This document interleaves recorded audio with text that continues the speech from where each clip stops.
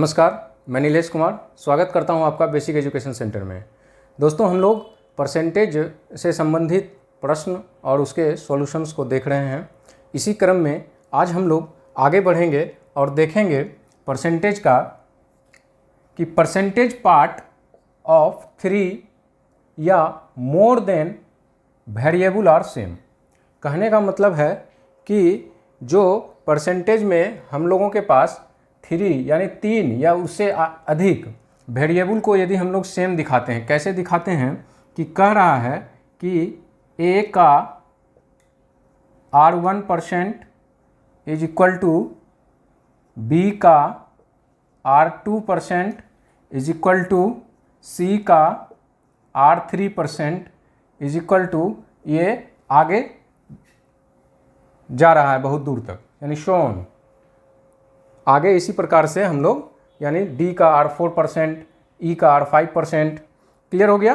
तो इसको हम लोग कैसे दिखाते हैं? तो इसका होता है a अनुपात b अनुपात c is equal to 1/R1% अनुपात 1/R2 अनुपात 1/R3 अनुपात, ये आगे भी चलता रहेगा।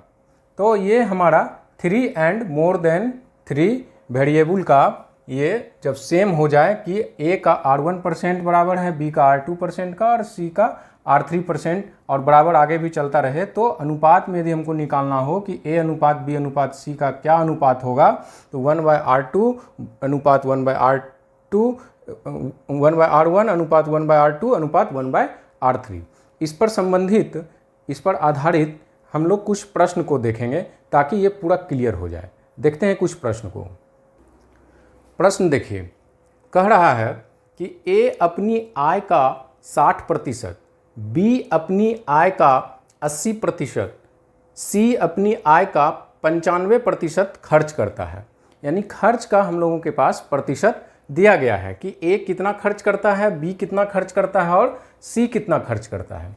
उन सबों की बचत बराबर हो जाती है। इतना इतना यदि खर्च करता है वो लोग, तो उन सबों के बीच का जो बचत है वो बराबर हो जाता है। आगे, तो उन सबों की बचत बराबर हो जाती है, तो उनके आय का अनुपात ज्ञात करें। तो उनके इन तीनों का आय का अनुपात ज्ञात करना है। क्लियर हो गया?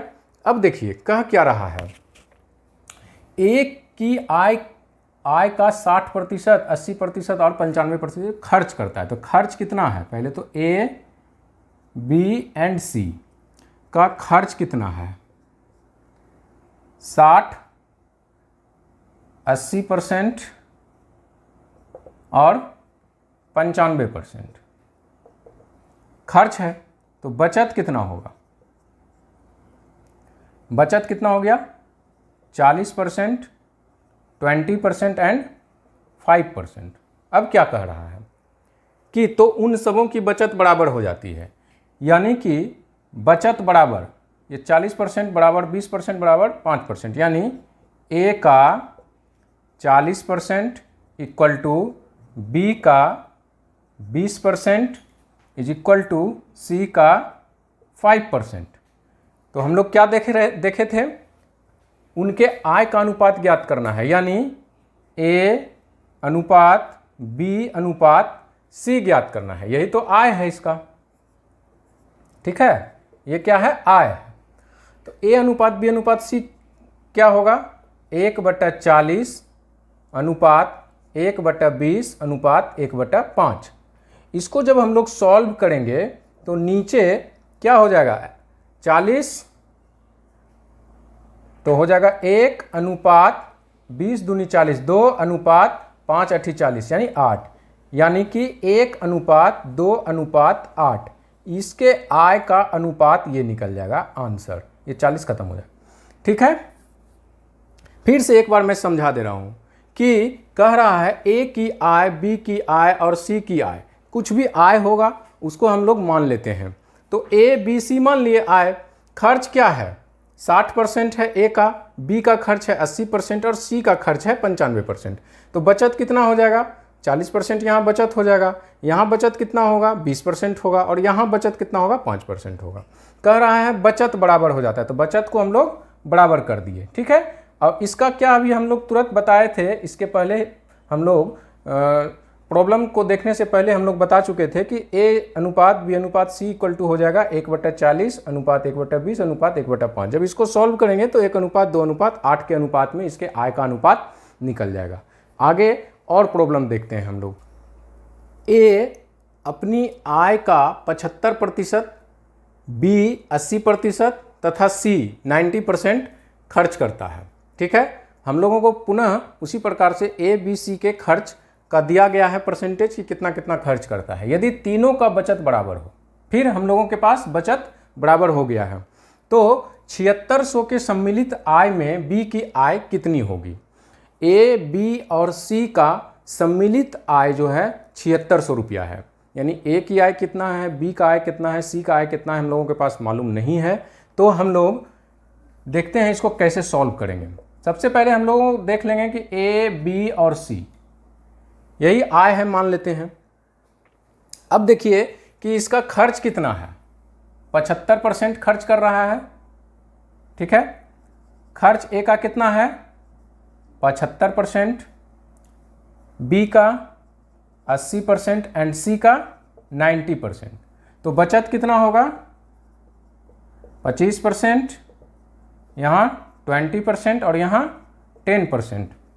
अब क्या होगा, बचत कह रहा है कि बराबर है, यानी A का 25% बराबर B का 20% बराबर C का 10% बराबर है। तो इसका आय कितना हो जाएगा, A अनुपात B अनुपात C निकालेंगे तो 1/25 अनुपात 1/20 अनुपात 1/10। अब इसका हम लोग इसको सॉल्व करेंगे, तो सॉल्व करेंगे तो कितना हो जाएगा, नीचे 100, यहाँ 25 चौक 100, 20 25 100 एंड 10 दाही 100, यानी कि हमारे पास A अनुपात B अनुपात C का मान कितना निकल गया 4 अनुपात 5 अनुपात 10, यानी A 4, B 5 और C 10। A B और C के आय का अनुपात निकल गया 4 अनुपात 5 अनुपात 10। अब क्या कह रहा है कि सम्मिलित आय, इसका सम्मिलित आय कितना है 7600। ठीक है, इसका सम्मिलित आय कितना है 7600। तो B का आय पूछ रहा है, तो B का आय कितना होगा, B का आय। अब देखिए जिसका भी आय हमको निकालना होगा इस अनुपात से, ये तो अनुपात हम लोगों को दिया गया है A B और C का, आय का अनुपात निकल गया है। अब हम लोगों को B का अनुपात निकालना है, तो B का कितना अनुपात है 5। तो इस पूरे सम्मिलित आय में हम लोग 5 से गुना करेंगे और इन तीनों के योग से भाग देंगे, यानी 5 4 9 और 10 19, 19 चौक 76, यानी B की आय कितना निकल गया 2000 रुपया।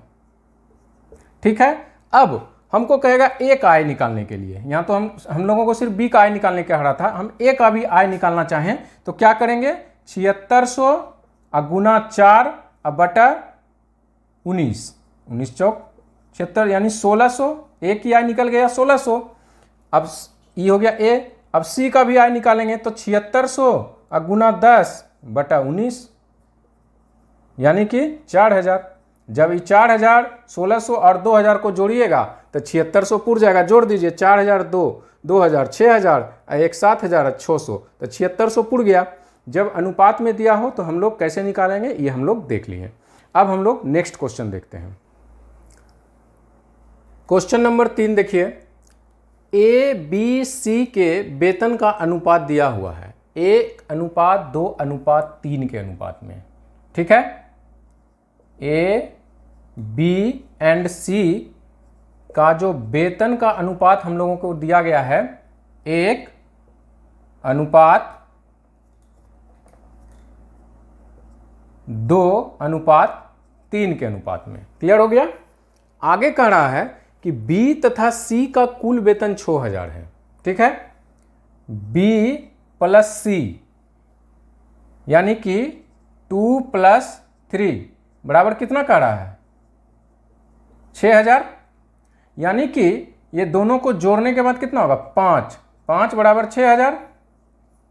तो 1 बराबर 6000 बटा 5 यानी 1200 निकल गया। इकाई में निकाल दिए हम कि 1200 निकल गया। अब देखिए यहाँ यदि 1200 रखिएगा तो 2400 हो जाएगा। ये कितना हो जाएगा? 2400, 2 है तो, और ये कितना हो जाएगा? 12 तिया 3600। अब देखिए ये दोनों को जोड़िएगा तो 6000 पुर जाएगा। क्लियर हो गया? 2400 और 3600 को जोड़िएगा तो 6000 पुर जाएगा। तो ए का वेतन कितना हो जाएगा? 1200, क्योंकि इकाई में 1200 निकला है, 1200। अब जब इन तीनों को हम इस अनुपात में तोड़ेंगे तो 1:2:3 के अनुपात में हो जाएगा। तो अब हम लोगों के पास वेतन निकल गया कि ए का वेतन कितना, बी का वेतन कितना, सी का वेतन कितना अनुपात में पहले दिया हुआ था। अब हम लोग उसको निकाल चुके हैं। ठीक है कि उसके बाद कह रहा है कि सी का वेतन ए के वेतन से कितना अधिक है। तो सी का वेतन कितना है? 3600 और ए का वेतन कितना है? 1200। जब इन दोनों का डिफरेंस निकालेंगे तो कितना हो जाएगा? 2400। सी का वेतन ए के वेतन से कितना अधिक है? कितना अधिक है परसेंटेज में निकालना है हम लोगों को। तो देखेंगे कि 1200 में कितना अधिक है? 1200 में कितना अधिक है? 2400। चूंकि 1200 में सी का वेतन ए के वेतन से 2400 अधिक है, इसीलिए एक में कितना अधिक हो जाएगा? 2400 अब बटा 1200, इसीलिए 100 में कितना अधिक हो जाएगा? चूंकि हम लोगों को परसेंटेज निकालना है इसीलिए 100 में निकालते हैं। 2400 बटा 1200 गुना 100 बराबर 200%। कितना परसेंट अधिक हो जाएगा? तो हम लोग निकाल दिए उसका 200%। हम लोगों को ए बी सी के वेतन का अनुपात दिया हुआ है 1:2:3 में। अगला दिया हुआ है कि बी और सी का कुल वेतन 6000 है। तो बी और सी का कुल वेतन हम लोगों को 6000 है दिया हुआ। तो निकाल दिए दोनों का कुल वेतन कितना है? निकला 5 अनुपात है ये। 5 बराबर 6000 निकला तो उसको इकाई में निकाल दिए कि 1200 हो गया। तो बी का वेतन कितना हो गया? 2400 और सी का वेतन कितना हो गया? 12 तिया 3600। तो 2400 3600 को जोड़िएगा तो 6000 पुर जाएगा। तो ए का वेतन कितना निकलेगा? ये 1 है तो 1200। अब कह रहा है कि सी का वेतन ए के वेतन से कितना अधिक है। तो सी का वेतन ए के वेतन से कितना अधिक है? 2400 अधिक है। कितना में 2400 अधिक है? 1200 में। तो 1200 में 2400 अधिक है, इसीलिए एक में 2400 बटा 1200, इसीलिए 100 में 2400 बटा 1200 गुना 100। तो 200% इसका आंसर निकल करके हमारा तैयार हो गया। तो हम लोगों ने आज इस प्रकार का प्रश्न जो कि वेरिएबल में हम लोगों को समान लगता है, और इस प्रकार का प्रश्न जो है परीक्षा में बहुतायत मात्रा में पूछा जाता है। यदि परसेंटेज का प्रश्न परीक्षा में आएगा तो इस प्रकार का प्रश्न निश्चित तौर पर परीक्षा में पूछे जाते हैं। तो आप लोग इसको जो है ध्यानपूर्वक देखें, और मैंने इस पैटर्न को बहुत अच्छी तरीके से बता दिया, समझा दिया। अब नेक्स्ट चैप्टर में हम लोग नेक्स्ट क्लास में आगे भी परसेंटेज से संबंधित कुछ कॉन्सेप्ट को देखेंगे और उससे संबंधित कुछ प्रॉब्लम्स एंड सॉल्यूशंस को देखेंगे। आज के लिए इतना ही, मिलते हैं नेक्स्ट क्लास में, तब तक के लिए इजाज़त दीजिए। धन्यवाद।